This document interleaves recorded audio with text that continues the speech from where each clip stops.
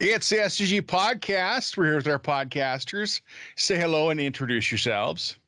Hi, I'm Els Tahura. Hello, I'm Chad Chetner. Hi there, I'm Peter Lawrence. And I'm Kyle Bacher. And today, what are we talking about, Peter?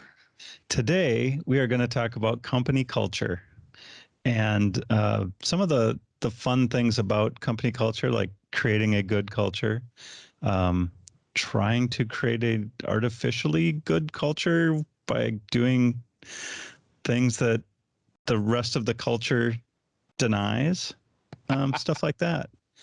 So I guess the real question is, what is culture? Do we have any thoughts on that, Elle? I think it has to do with the ways in which you feel like you have a community or a group of folks at your company that you can rely on to help you, to support you, to occasionally be receivers of a small rant, but just ways in which a company can allow for people to have a community with each other. What do you think about that, Kyle? Well, I think that's accurate. I think culture. So we answered the question. We're done, right? No. Yeah, that's it. I think of culture I got as more. if you look at Kyle. if you look at a company as like a person, like a superorganism, culture is sort of the mental health, disposition, attitude, and like overall, I don't know how you like emotional stability, like all wrapped together as kind of your culture. How well is the system operating, and how does it feel about itself? So how healthy is your company? Yeah, but also how do you interact like as nodes of the system? What's the quality of those interactions? Are they interacting in cooperation? Do they have a shared paradigm? Are they synergizing their their jargon? But you're basically like getting at how do we describe like qualitative aspects about a company that aren't related to, the finances or necessarily the actual day-to-day work that we're doing. Right. I would say it's really focused on the members of the company, and how they fit together to form that superorganism.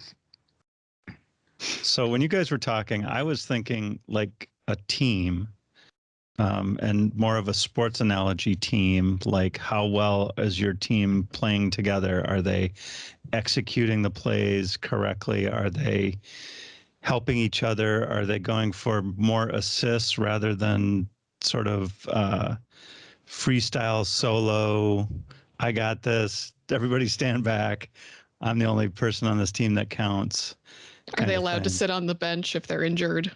Yes, exactly. Yeah. No. Chad, Tape it up, get back out there. Chad, you're a sports guy. Yes. Does that make sense to you? Well, the on the field stuff is tactical, right? Like, how do they play together? How do they accomplish the purpose of why that team is on the field in the first place? And then there's the locker room, and that's a completely different thing, right?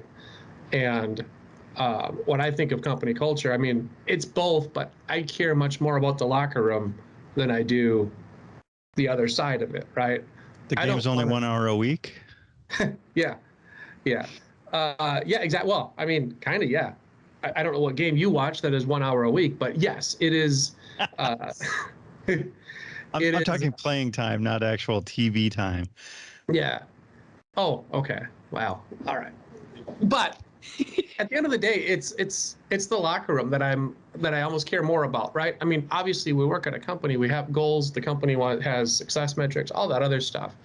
I'm not going to be around for it if it's a toxic locker room, right? And so when I think about company culture, I think about everything around getting the people within the company, the people that make up the company, communicating, talking together, and actually enjoying being there, right? Like I've been at places where they do an amazing job of not getting in the way of that for guys, low-level guys that are actually, doing their day-to-day jobs. And I've been at places where they aggressively cut things off to, and that's horrible. So what do you mean by that? Well, I mean, everything around like, You're starting to high five and they jump in between you two so that you don't high five in the middle? almost exactly that, yes. Okay. But it's the and this is more a reflection of early in my career, and I feel like a lot of company cultures have evolved since then. But stringently tracking hours, stringently, almost like as IT folks, we don't necessarily have a time card that we're punching anymore. But micromanaging. yeah, micromanagement is just a killer of culture, right? Like the more micromanagement there is, the less freedom people have to do whatever. There's I'm sorry to cut you off, but they always say the autonomy is like the most important thing, and that people leave bad managers, not bad jobs. I think bad environments. Yeah. And the manager is the key driver for a lot of the environments. And if you are the manager, how do you like, what's a good environment? Like, how do you actually create that for your team?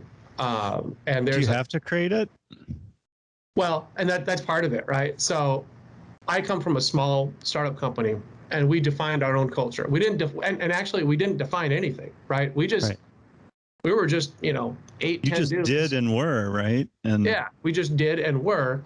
And then we realized, okay, what we've been doing and what we are that's our culture. And it was that way up until the point where we got purchased by a larger company.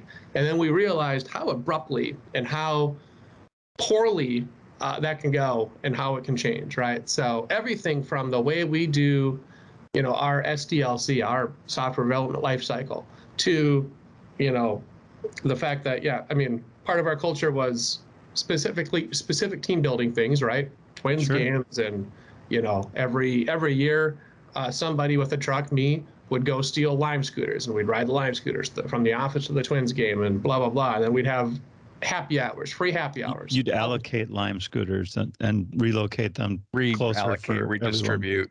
Yes. For the authorities listening, yes, that's exactly what happened. But there's so many simple things you can do. Free happy hours. We had that, right? Anytime you want to go to happy, it's free. Just expense your happy hours. Right.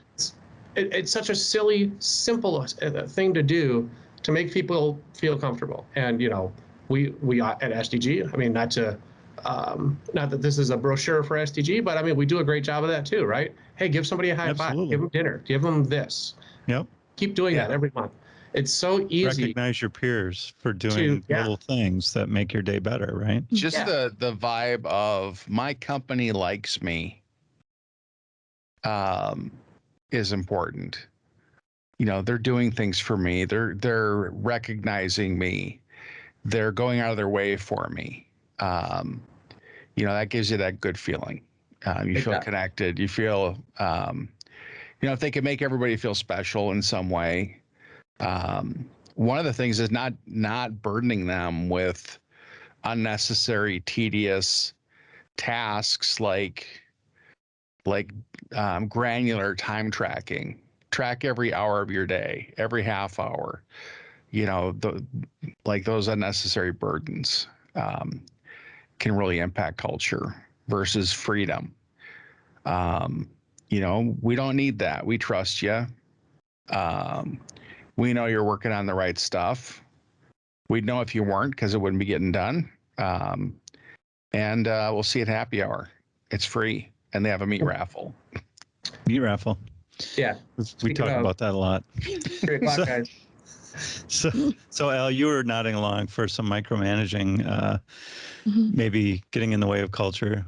What's been your experience with that? Maybe not necessarily at SDG, but sort of around Yeah. other places? Yeah, I can speak to previous places in my career history. I think micromanaging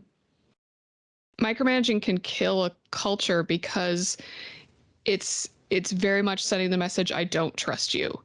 I don't, and I want you to work in this exact way, as opposed to, we think you're going to do a good job based on your credentials, based on how you've performed in the past. We know you're going to do a good job.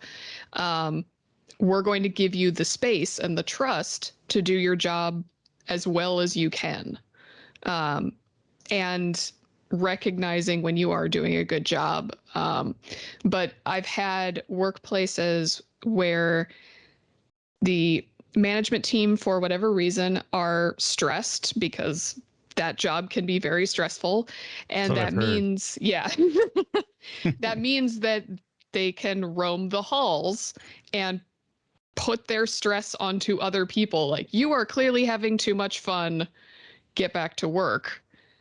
And what that does is that kills these bonds that you start to have with your coworkers, with your team, that are absolutely critical when you are in crunch time, or when you do want to think about what's next. Like, you actually have that rapport built up and you feel like that is welcomed.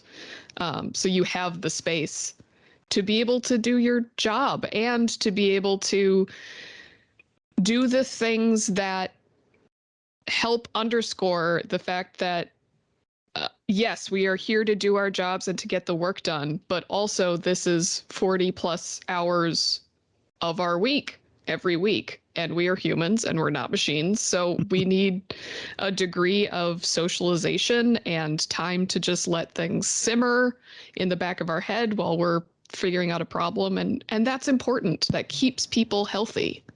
Yeah. I've worked at many places where it seemed like their job was to prevent laughter. Yes. Like, if you're laughing, then it's a problem. We got to put a stop to it. You're wasting time. You're goofing off. And that's horrible. Like, if work can be fun, why not? When work can be fun. Work should always be fun. So I have a question. So Elle, when you have to send an email to your entire team, how do you start it up? Like, what's the first line? Hi, all. Yeah. Usually. And just sort of like, either, something fun's going on that you need to know about, or here's an incident, I'm going to give you a quick summary, and like just trying to address everyone who's on that communication, and to, at the very beginning, either make a joke or help allay some immediate fears, depending on whether or not the email subject line has like alert in it. Mine are always, it's either, hey friends, hey goofballs, listen nerds. There's like 6 or 7 of them, but it's never something so impersonal as team dash. Greetings, teammates. Unless you go Dear really developers. far and say like, dear occupant. Stuff like Current that. recipient. To whom it may concern. Yeah, but for me, it's such simple stuff like that, right? Where it seems like a stupid, and it is stupid. It's incredibly stupid, right? But like, you can do so much with just the way you address groups of people to make it feel like whatever, right? I never want to say it's not putting on airs, but it's also being respectful. You're not starting your email with "yo losers." Actually, that was the 6th. But that was one of the 6. In my head though, it's such I mean, that's one of the, like, a handful of simple, stupid little things that you can do to make it feel like, I don't know, less, I don't want to say formal, but when I say, if I get something that says, hey team, I feel like, I don't know, just, it feels. It's more welcoming. You want the voice to be kind of light and easy and cheerful, but without being over the top, jokey and trying to be funny, and like that can hurt you too. It's like now you have to sift through all of my attempts at humor, but just being light, throwing This feels a very few little things pointed. in there. It's pointed at me. Who makes attempts at humor? Mine all hit. They all they're all dead center. I've never not. But I've had this one thing, right, where so small company got bought. Parent company bought us. There was a fellow that had been there for just a few months, and he wrote up the company culture document, right? It was a Word doc that defined the company culture. And he did it in a vacuum, and it was things like, this is a thing that just irks me all the time, right? Like what the Venn diagram of what some managers think helps culture and then what the developers know helps culture, like that almost never overlaps. So you're talking artificial culture, trying to create. Things. Yeah. Like pizza parties now are such a joke to everybody, like, hey, everybody, thanks for, the 80-hour weeks. Here's a $10 pizza. Pizza parties are silly, usually, right? Like Pizza does not alter one's mood and make one happy. I mean, I'm not going to knock on no pie, but like it's appreciated. Sure. It doesn't hurt. But if you make it an event and say, that's our culture, man. Hey, when we work hard, we celebrate hard. And then here's a pizza, right? Like, yeah. And especially if they used a coupon, right? Like if you used a coupon code on top. Oh, come on. They're trying to be fiscally responsible. It just like, but there was another one where like, yeah, we're going to break off into teams and every team come up with your own goofy name. And I'm like, come on, like it's silly. But instead, team name's probably not going to help you unless you have T-shirts, foam fingers, and some sort of scoring off on Friday afternoon in a gauntlet type competition. Maybe a mascot that can live on different people's desks. Yeah. It's like bringing 3x5 cards with conversation starters on a date. What do you mean? Oh, wow. Dead center, Kyle. You killed him.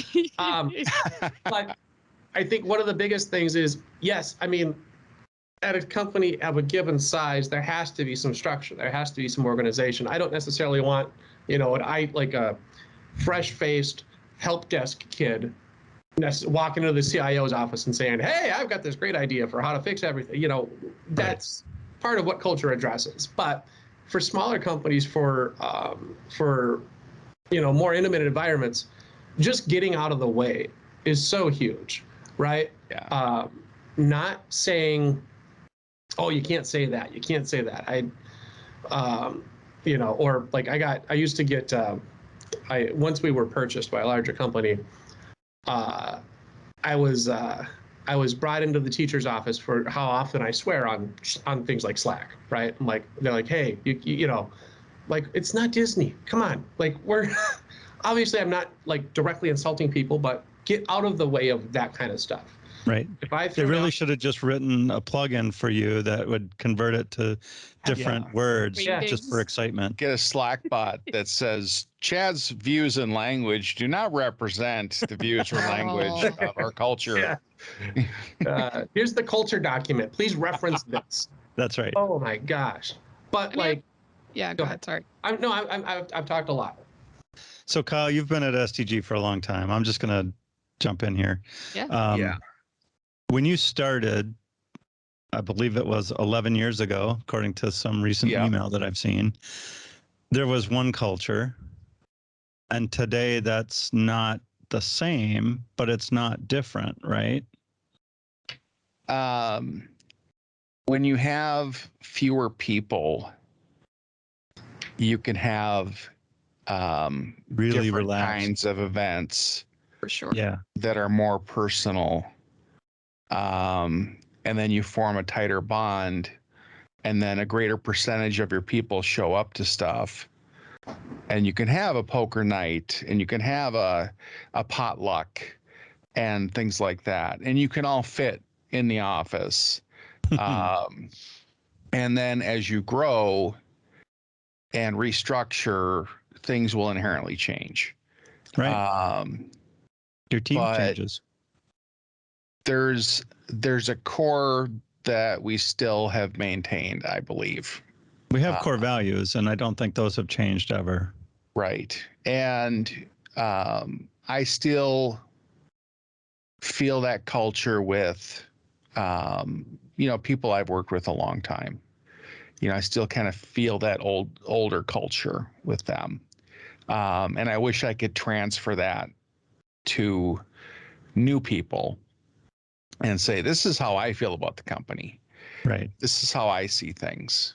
And you try, right? Little bits and pieces where you can. I do. Yeah. Everyone does. I try to make, because everybody can impact the culture for somebody else.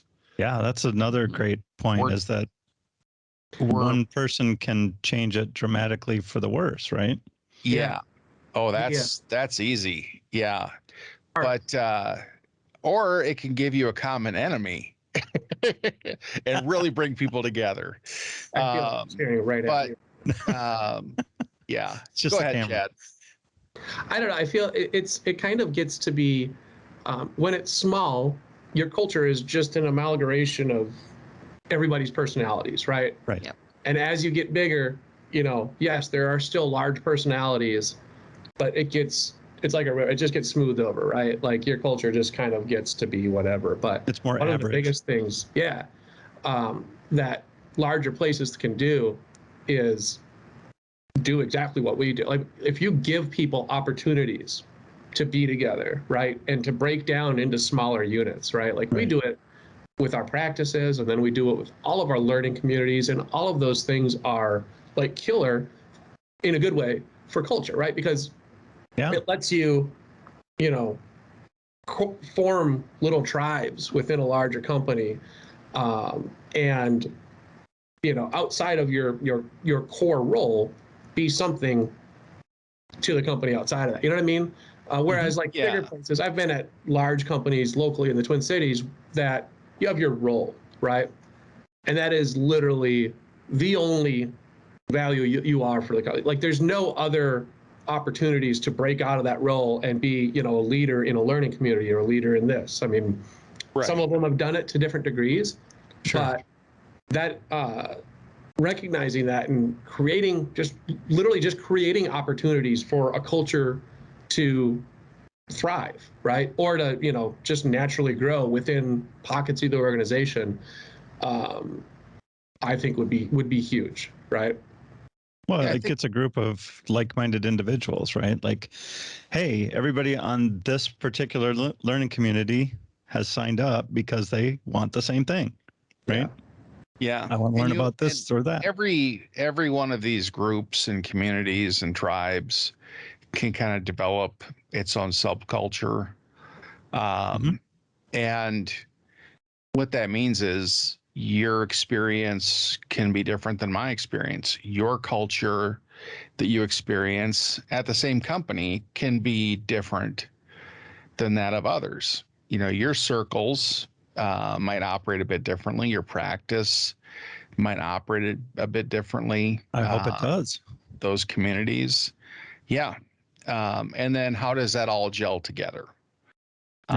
Well, if you have those core values and you have those major directions you drive in, like we value employee experience. So we try to foster that. We try to have a good time and make sure that no one's left behind and we're all doing well.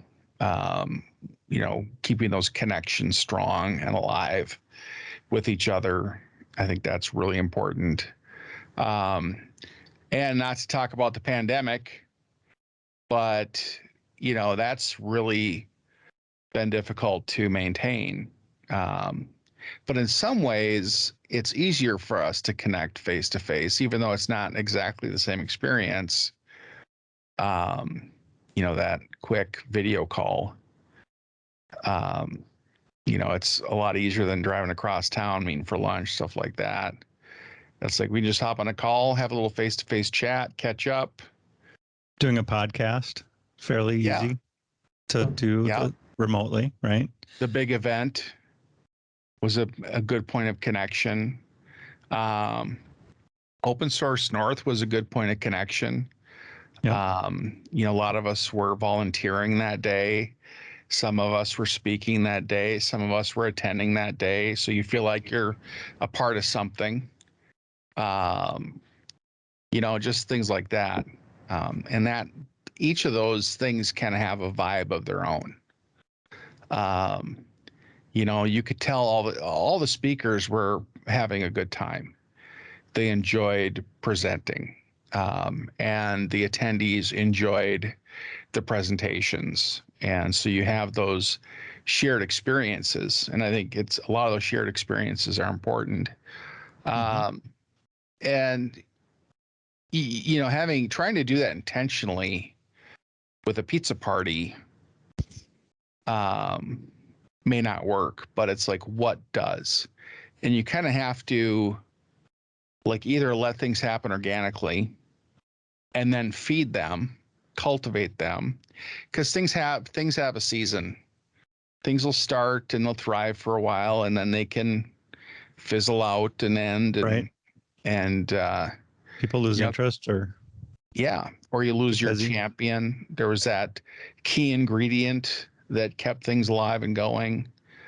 Well, and that's why I think, especially when we're talking about, you know, when companies reach a certain size, you know, over 100, over 200 people, that's where the role of different managers, at least in my opinion, becomes increasingly important and also harder, because to your point, Kyle, it's sort of like you have to be a gardener and like, okay, I'm going to, you know, these plants are growing. I'm just going to let them grow. They seem to be having a good time, getting plenty of sun.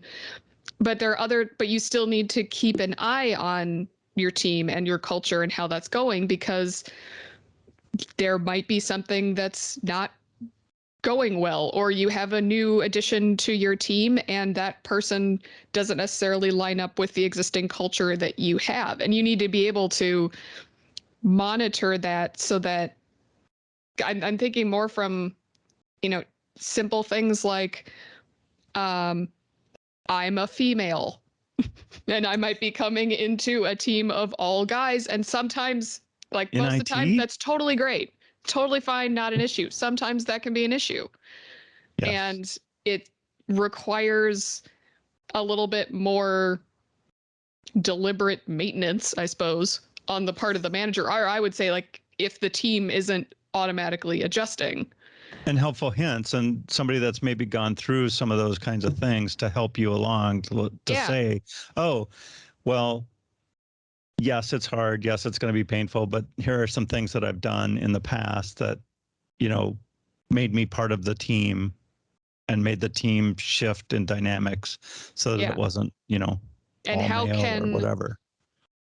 How can we make adjustments as needed and show that A, it's for the better, and B, that it's in line with the company's values? Like, no, if we say we're this culture, let's do that. Let's follow through on that and make sure that we're not having the company culture on a piece of paper and then something that doesn't match it at all in real life. Yeah, I've worked at places where you had your quarterly meeting or your monthly powwow or whatever, and they would, you know, we're doing so great. This is how great we're doing. We've only lost this much this year. We're only down by this much. We're number 7. Yeah. And there's a mission statement, and they're like, and it's, you just don't feel like any of that's true. It's like, this is all just lip service. This is not how things trickle down from the top and impact my experience. Yep. Printing more posters will not necessarily change a culture. Hang in there. Yeah, those are the ones you don't want to see. Yeah, endure. Yes. So kind of along that line, I was going to talk about like the pizza party that we've been sort of hammering a little bit. And in my mind, there are 2 different pizza parties that can happen, right? There's the distribution of pizza to people to eat and then ignore everyone else in the room and go away, right? Which is not quite the definition of party, but what happens at sometimes. And other times it's everybody getting in there, fighting over a slice, talking over each other, having a great time, just like, oh, talking more about work, talking about not work, both at the same time, but pizza just happens to be there. Mhm. It's not like the thing, it's just part of the thing. It's greasing the wheels. Yeah. Yeah. It's yeah. icing on the cake. It's kind of like a happy hour, but not quite as much alcohol. And if it's a cake party, it sucks to be late when there's a small cake. I'm just saying. When you just see that cardboard circle that's been scraped clean, it's sad. It makes me very sad. Can't get any frosting or anything. That would be sad. No. I want the piece with like 8 flowers on it. That's the Oh, corner piece. have Yeah, the I don't blue need much tongue later cake. on. And I only need enough cake to hold that much frosting together.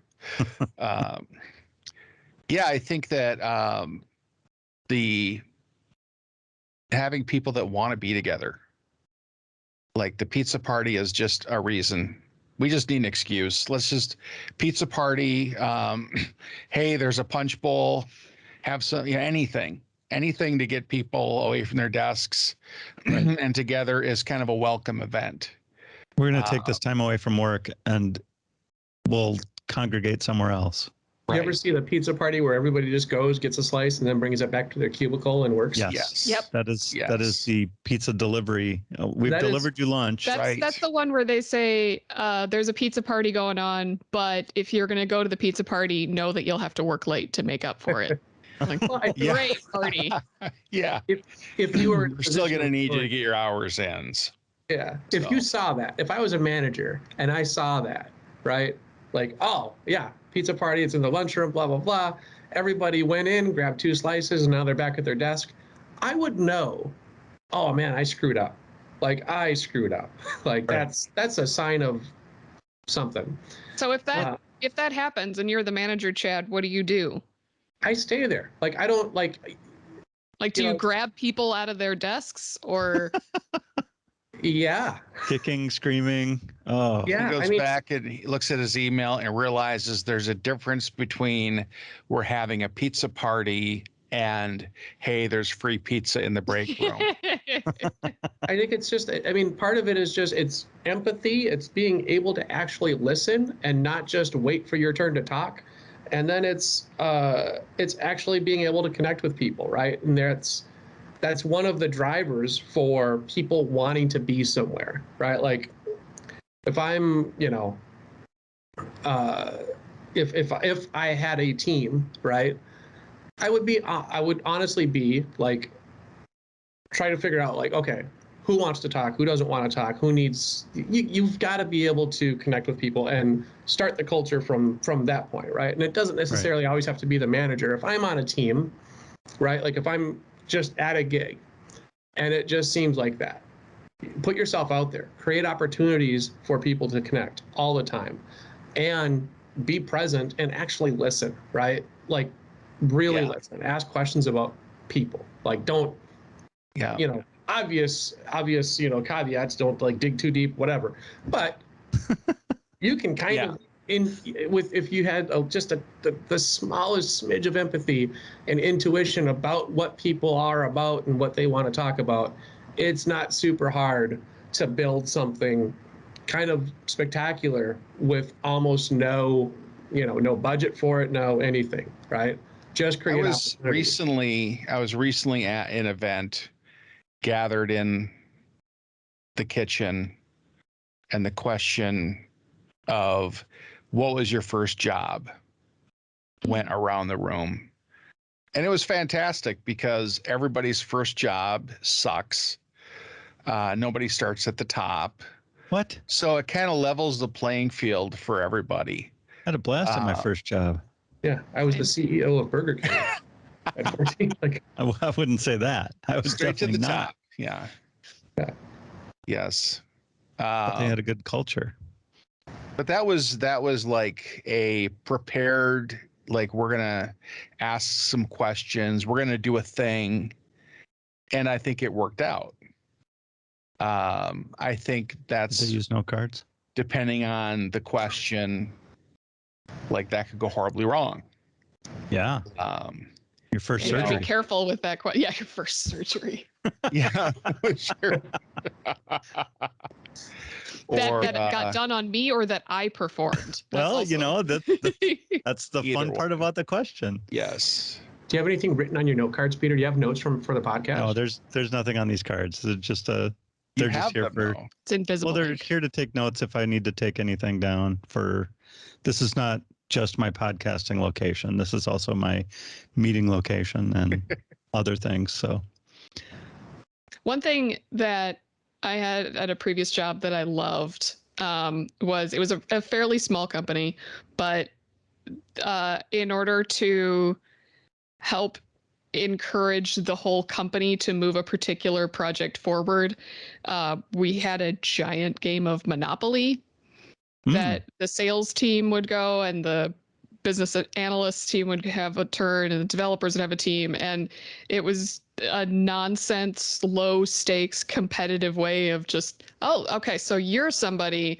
who's just going to buy up all the cheap estate.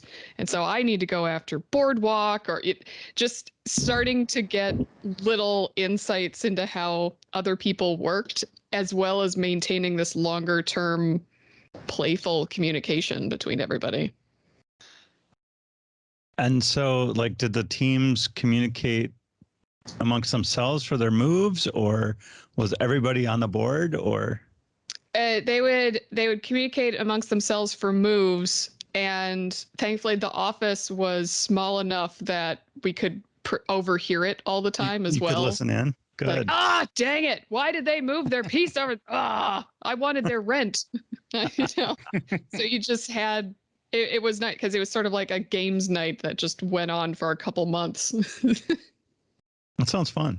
And it sounds like you said, low stakes, right? Like it's not for millions of dollars. It's not for, Candy. For candy. But yeah, or to whatever. Chad's point about the emails, it's sort of small things that you can do on a regular basis to build that culture, because you can have one really good party, but that doesn't necessarily the goal is not just to have a really good party. The goal is to have a good culture that then you could have a good party with those folks. If every conversation you have with your teammates is transactional, right? Yeah. Then you're probably screwing up. And that's super easy to identify. And that's happened to me a lot, right? Like it's always, I need this, you have it, give it to me. All right, cool, I'm done. Like if that's every single one, then, I will sometimes want to just build a checklist for somebody, the sociopath out there that rose to management. Hey, listen, if you have zero empathy, here's how you can still fake it, right? And it's, don't make every conversation transactional. Don't make every communication to the team so impersonal. Be present, listen, ask questions that Don't aren't hide in your office and come out only for transactional reasons. Yeah. Exactly. It's not hard. It is really, really not hard. I think an open culture, like open to new members, Mm-hmm. is important. It sucks being new at a company. Embracing, right? You embrace the new company. people. Yeah, it's hard being new. Yep. So if there's communities, groups, teams, whatever, if you're going to advertise they exist, they should be open to taking on new members. You should be able to walk in the door and maybe even put on the welcome wagon, or have a welcome wagon. You're saying don't advertise the, I don't know, card club, the bridge club that is completely full and not taking new members ever? There are no tighter groups than a long-standing D&D club. Right. Like, don't advertise that you have that. Nope. Right. Because you don't want to add anybody to the party, because you guys are gelled. You've got your characters. are all figured out. Like all of that's established. All There's that already a structure's in half elf place. ranger. Right. Yes. And if you're lucky, no bard. Yeah, you don't want a bard. Anyway, but that kind of thing where it's So specific. it's grown into this like thing that's Something exists, but it's Yeah. closed. yeah, there's a shell. And it's not something where you can step into it and then hit your stride right away. Right. Like you're gonna have to be there a while and fight your way in to become part of the group. But then you're always the new guy until someone else starts or joins. Yeah, when you go into a company and everybody's been there for 50 years except you, that's tough. But it's like if you're operating some kind of community or group, being open to new members, being inclusive, reaching out to people, Right. and say, hey, you do this for us. There's a bunch of us that do this for us. We talk about it. You should show up. And if you're new should to a go. company, find out what stuff is going on and show up. Right. And become a part of it. That's the fastest way, I think, to not feel like you're new anymore. Can't join a Yes. team sitting in the corner. Yeah. But there's a me in team, so I can be my own team, right? You can be a team of one, but it's a very small Yeah. team and it's exclusive. But Yeah. it's exclusive. I don't join teams. Teams join me. There we go. Yeah. Yeah. I don't think they But, do if that's your attitude. I think it's incumbent on everybody to look for opportunities to kind of improve culture, or if you see an opportunity to improve culture. Like, hey, it'd be cool is if we did this. Right. Like a lot of stuff starts out that way and turns Or- into something awesome. For example, if somebody just threw out, hey guys, it'd be cool if at 4:00 on a Friday, we all went to the meat raffle. Create That's right. opportunities for people to get together and connect. Yeah. Yeah. Don't feel you have to come, but you're more than welcome to show up and we'll take part in it. Yeah, exactly. Hey guys. Well, and I mean, that's kind of like this podcast. Yeah. I missed your comment, Chad. yeah. Jeez. It's not going to be repeated. Okay. Yeah, it was like Peter, and it was you and Brian and Ryan at a happy hour. Yeah. Talking about about wanting it. to start a podcast. And then Claire was there and said, you should talk to Kyle. Yep. And That's then there you. was a breakfast. Did we eat And breakfast we had a breakfast. in the morning with you? A morning breakfast, yeah. I believe it was in Crystal or New Hope or yeah. And then it became our internal company podcast. And there's 50 of those that still exist. More than 50. But we started it because we wanted to try it and have fun. Yeah, we wanted to learn how to do it. And we've invited other people. Yeah. Chad And wasn't there. Al learned wasn't stuff. there. we learned that if zombies, then Yes. get out of town, Out of town. pack Go up your north. canned goods, and go up north. Yep. We learned stuff about physics. Yeah, I learned a lot through all those podcasts. Still learning about culture today. Yeah. But I think also the diversity of opinions and points of view and all of that. And then listening to other people kind of have those conversations. If that's what I think podcasts has taught us, how wonderful it is to be a fly on the wall of someone else's conversation. Yep. I think it works for just, us just here. hear people talk through things, because then that can sometimes get your own wheels spinning. Yes. Occasionally you have to yell at your radio, but sometimes you Yeah. just But listen. that's just part of the fun. Right. I can't believe they're saying that. So Chad, It's 1984. Chad, do you still feel new at SDG? I didn't feel new when I was new, just because I knew not half, I knew a fair amount of the company already. Right. It never felt new to me to be here. That helped. That was I mean, like yeah. soup starter. We would have to ask somebody coming into this somebody that we recruited to be part of the company. But even if I had blinders on, I didn't know everybody, at this point I wouldn't feel new, right? Joining the company in October, getting my first project in December. At this point, it would have been January, the new company or the new job smell would have worn off by then. Right. Yeah. But at the same time, like the minute I joined, it was, we've got new tools these days that help company culture, right? Like Slack and Teams and whatever. All of these things are kind of great for fostering these kind of grassroots culture within a company. Right. Even if you're the size of, one of the big 10 companies in the Twin Cities, get those tools in there. That'll really, really help, because those little sub communities. And for me, joining SDG, it was great to jump on here, just browse the channels and say, oh, okay, here's a community of people that do smoked meats. Hey, that's a thing that I do once in a while. So I'll be a part of that. Here's my learning communities. Here's home improvement. And then once you stick your nose out a little bit, people reach out to you. And that's also important, right? Like the subcultures within an organization reaching out to folks and, not making it a cult, but kind of like recruiting people into, whatever. So now I play poker at SDG on Mondays, first Monday of every month. And I do podcasts once in a while, and I do, whatever.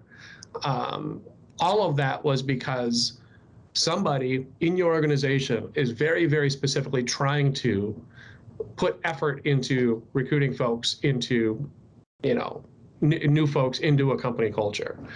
Right. And again, not to toot our horn, but this is one of the best places that I've seen that happen ever. Right. Yeah. In my quarter century of IT work, this is probably the best that I've ever seen it done. And especially since you joined remotely, right? Yeah. And joined remotely. Yeah. I mean, if I, doing it myself, being part of a tiny startup, that was one thing, right? That was its own type of beast. But, this is now, we can't necessarily say we're small anymore. We are now officially a medium-sized company, I think, according to whatever. For a company of this size, I cannot imagine anybody doing it much better. Right. I mean, this feels very much like a top place to work in the Twin Cities. Suspiciously. Yeah. Only we had a newspaper that could trying. Survey data. That's the thing. I've also never worked at a company that tries harder at that. Like, it's just driven, like driving in that direction. How can we make things better? How can we make things better? Yeah, and it's never overbearing. Ooh, how can we stop screwing up like that? It's like, that's part of it. How can we prevent bad things from happening? Oh, like that kind of honesty, humility as a company goes a long way. I always liked free pop in the break room. That was like, okay, they really like me. They want me here. There's always a Coke if I need one in the afternoon to wake up, or other beverage. We're not sponsored by Coca-Cola. Yeah, there's so many low-hanging fruits like that can just be like minimal expenses for a corporation that you should just kind of do. And they pay off. Yeah, somebody's going to take advantage of it, but holy smokes, let them. I mean, if you have security guards that work in the building, you got to be careful. That's we got to make sure there's enough soda left over for them to have one if they want. I'm just saying, there was a yogurt company in a building when I was a security guard that had a free yogurt fridge.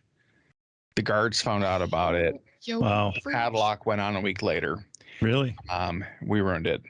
You are literally talking about a company's culture right there. You're Right. eating that company's culture. We wrecked it. Yeah. We had a negative impact on it. And that's, you know, that can happen, like changes, structural change. Like what kind of things can happen that can mess up a culture? Did we Well, and not growth, right? Did we not laugh at the yogurt culture joke? Come on, I was trying so Oh. hard. Man, Oh my gosh, I totally missed it. It went flew over right my by head. me. What the? You're a It must be secret Friday. genius, Chad.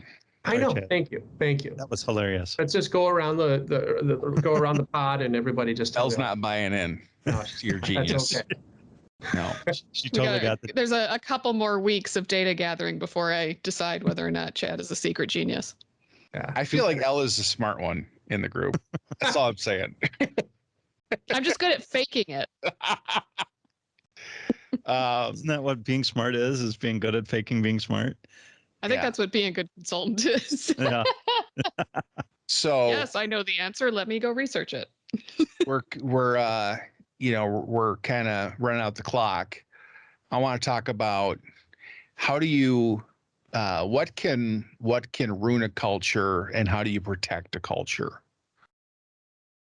Well, what I think can happen? just like you said, you know, the yogurt fridge, for example, was something where if you took one or two, probably was just fine. If you took home enough for a family of 10, maybe they look at that and frown on it. But you change the culture inadvertently, right? Right. But it didn't take very much. It Yeah. wasn't that the culture is kind of one of those things that there's a little bit of fragility to it because you can damage it easier than you can build it. Right. Right. Yeah, it's really easy to tear something down. Still like things like that where you did something that was fragile, you didn't protect it, you didn't limit it, like you didn't lock it at the end of the day and then open it during the day so that you could still have it, but then prevent the guards from going grocery shopping, so they could maintain their all yogurt diet. All Still right. talking about yogurt. I lost focus for about 15 seconds there. I didn't realize it. We were still Well, okay. It also assumes was like, how do I put this? Putting a lock on the fridge or getting rid of the yogurt fridge is one option because the specific set of circumstances around how many yogurts people need was violated. But the other option is, okay, no, we need to have a yogurt fridge. Also, maybe we have people who don't have enough money for yogurt. Are there things we can do as a company in a building that pays their security guards to help support our like Right. it's Right. I think good culture is a lot about having a group of people who are invested in making sure people feel like they have a good quality of life when they're doing their job. Right. Yeah. A great place to work. Yeah. Holy crap. And That was the smart comment of this entire pod. yeah. I listened to you say it, and I'm like, okay, she's still talking about yogurt. I'm going to tune out for a second. And then you got to that. I'm like, oh my gosh. That's the soundbite. Well, you There's said we were also wrapping up. something You about- gotta get it in at the end. There's Yeah. also something about being very protective of your people and watching out for poison, Yes. watching out for bad seeds, rotten apples, that kind of stuff. Like, because one negative person can really drag things down. Yeah. It's very How easy much, to be negative. yes. And how much It is. worse, like if you have someone who gets all of their work done but destroys your culture, is that really worth it? Right. No. I'd rather have someone who can half-ass it, but maintain, Yeah. you know, the morale and They're satisfaction. getting their work done, but preventing 5 other people from being effective. It's tough because, I mean, you do work with folks on a spectrum, right? Yes. And those people belong somewhere. And it's kind of incumbent on folks in a leadership role to recognize that, make sure that that guy has a spot, right? And Yep. if that guy is incredibly good at his job, but he's doing whatever that's impacting the culture, like it just, for me, it always comes back to being able to empathize and being able to recognize what people, what roles, what they need, and provide opportunities for everybody to actually have a great experience and want to be there, right? Mhm. Like Right. buy Yeah. into what you're doing, buy into where you're going, and ideally enjoy the ride there. But if not, then at the very least, make sure that they're not impacting somebody else's good time. Right. Yep. And My parting thought would be, you got to keep an eye on things. You got to check in with people. You got to identify if someone is having a hard time, and support those people, because a lot of people, like, there's a few traps people fall into, imposter syndrome, things like that, where people need to feel like they have a seat at the table. Yes. Like Chad was saying, that sense of belonging, Right. that you belong here versus, well, we'll see if you deserve to be here. Like, you've only been here this long, you're not, You're the you haven't newcomer. arrived You only yet. have 10 years experience. Yeah. It's important that you suffer the way I suffered when I started. Yes. yeah, imposter syndrome is hard for me to get over. I still feel it acutely, frequently, throughout my day, right? Like, what the hell am I doing here? Every time I what- Google something. Yeah, exactly. Yeah. How good would I be at my job if not for Stack Overflow? But like, yeah, that's a hard one to get over. It's a hard one to recognize because, it's so subtle for a lot of people, right? Mhm. Especially people that you see performing and they still feel it. I've talked to a few people on my team about that specific thing, about imposter syndrome. Like, one individual is saying, yeah, I got this, and I feel like I'm out kicking my coverage all the time, right?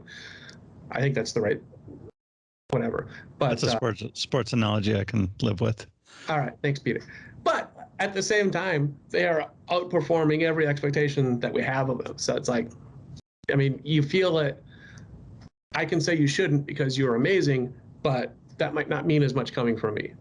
But hearing everybody else tell you you're amazing hopefully alleviates a little bit of that. I don't think it does, but I don't Well, know. and I think also, just talking about that stuff and where Recognize people it. know that, oh, we're all having this imposter syndrome. Knowing others feel that Yeah. same way.